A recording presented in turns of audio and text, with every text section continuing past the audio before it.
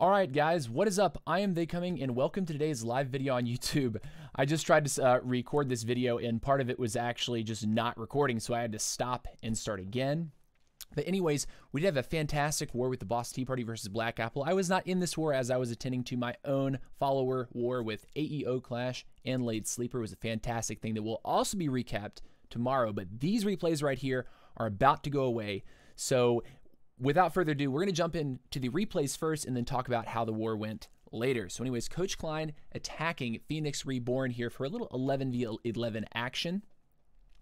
Check it out. So you're going to see him very early dropping some funneling troops, basically around 3 and 1 o'clock, setting himself up to go inside of this single target Inferno compartment. He's going to 4x through some of that dead time there. And basically you can see the few loons drop for that archer tower does free up the corner so the baby dragon can complete.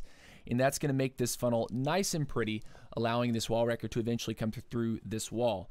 Now, usually you do not want to drop a wall wrecker straight into the face of a single target Inferno, but given what he has in his spell composition, it's going to be absolutely fine. Also, the CC is a baby dragon, probably like Witch Vault combination, so sending the queen right behind this, it's basically going to mean that as long as he gets this wall open, he's going to have a very, very easy time reaching all the way back to this queen. You can see the jump in his composition. That's going to be plenty to take these troops all the way to her and knock her out. So anyways, you have Valkyries come out of the clan castle. He has the jump down. He's holding that rage, waiting for this rage to be placed much closer to this Archer Queen and CC encounter. The poison is not even dropped. He's holding that poison. I guess he realizes he's able to get up very, very quickly and take out the baby dragon and the queen. And you know what?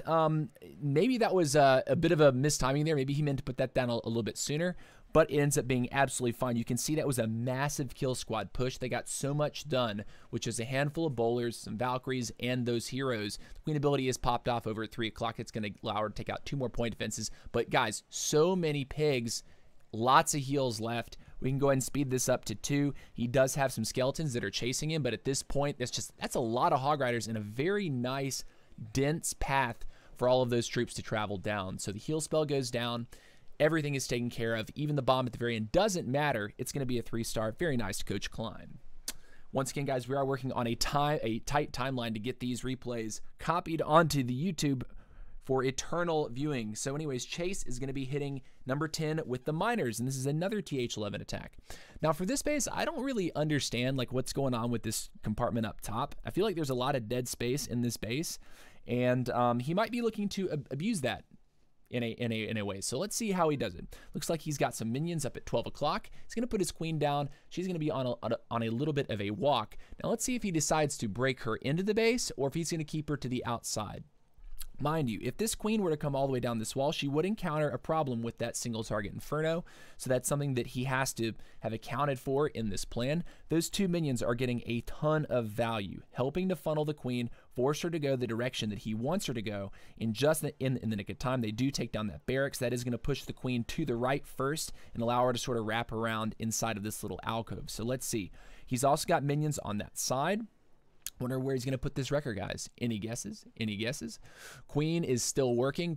She's doing fine. The rage spell is keeping her nice and juicy. That entire corner with all that point defense has been eliminated. Even a bomb tower, and the queen's going to step up, take out the mortar, handle some skeleton traps.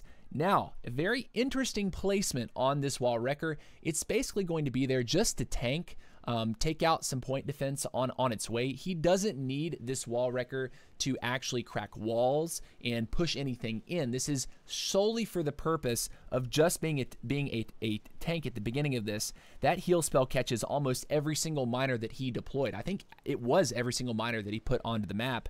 And now at this point, the poison spell is riding on that loon. He does not have another poison spell, so if that does not die in that poison, he's in some serious trouble, but it looks like he's going to be absolutely fine. The queen's been locked onto by the single target Inferno. She's going to pop off that ability, or not, but guys, it ends up being a 3-star.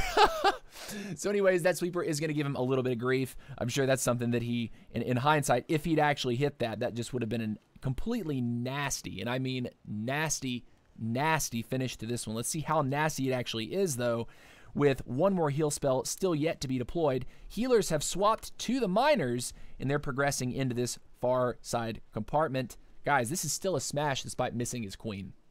chase. Very nice plan. I like this interesting use of the Wrecker over here. Not using it to crack walls, but just serve as a tank that had more troops inside loaded in. So very good job there. Let's see, who is in the live chat? We have Azeroth, we have Gaming with Prof Mesh. What's up, guys? How's it going, dudes? Welcome to the live video.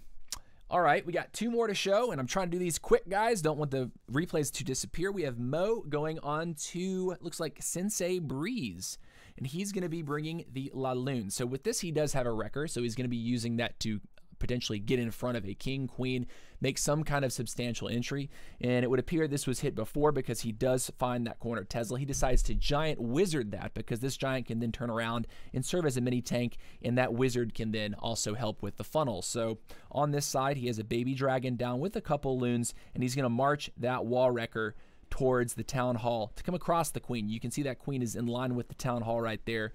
The king is stepping up. That wall is opening, and the dragon is out with a witch. And now that everything's moving in, he needs one more wall break to make this clean. He gets it. The rage comes out, and the Valkyries, or bowlers actually, he has bowlers there. Nice. Bowlers are able to kill the queen. And yeah, looking really nice. He is going to get some nice rage. The bowler bounces over onto that bow right there. Really nice stuff. Even getting a double bounce onto the sweepers. Oh my God. Eliminates both sweepers simultaneously with that one. And now from the core of the base, he has a little bit of available tanking still serving him, but he's got a hound parked over that air defense, several loons sort of slowly closing in. Haste may have been slightly awkwardly placed, but you know, maybe that was really the only way he could do that there. And now he's got loons and yet another hound approaching at 9 o'clock. Let's go ahead and 2x this, move it just a little bit quicker and then slow it down. So that haste, beautiful, taking him to that splash tower. And guys, there's only 1 splash defense left, and it's towards the very end of here. So he's going to be hasting now, and since he's hasting all those 4 there, he can use this heal now because he doesn't have to haste into splash if he has that heal down. So very nice heads up play, good use of his spells, I would say, and nice job to Mo. That is not a name that I've seen in our clan replays just yet. So welcome to the channel, buddy. I don't think you've been on one of my vids yet. All right, so very nice. He also has a swag haste and extra minions left over. Let's see, last attack that we're going to show from this recap. And hopefully, nice. Okay, so we're in, so we get to see the replay. Awesome. So Onion is bringing a Town Hall 10 Electron. This is definitely, it's been a flavor of the past month or two, really. The Electron is a dominant attack right now. People are using it to very great effect. The clone Electro Dragon with a rage spell is able to get massive value. You see that clone come down and the rage. He doesn't clone the Electro Dragon. He ends up cloning loons, but those are cloned max loons on TH10 point defense. So you can see you can get some pretty disgusting value just with that. Now, if that had got one more shot, that'd be juicy, and he does get the shot. So he does hollow out something over here, but look at his king and his queen. Look what's actually left for them to do. They're going to be coming in here. That king and that queen are going to come right over the top of these point defenses right here. Meanwhile, the king is tanking everything, and I mean, this is going to be a smash.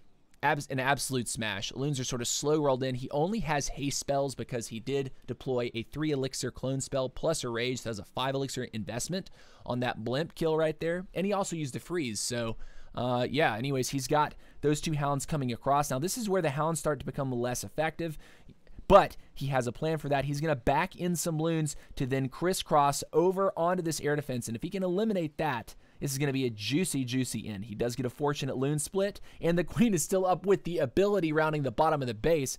Kind of an unorthodox look to some of this loon pathing, especially because this pack up top took so long, but knowing that those hounds were going to come across the base to the opposite corner like they did, it was a fantastic plan to be able to save those loons for that backside and haste them directly into the remaining air defense. It certainly kept this raid going, although both heroes have somehow miraculously lived. Turns out to be a smash. So GG to Onion and GG to the Boston Tea Party.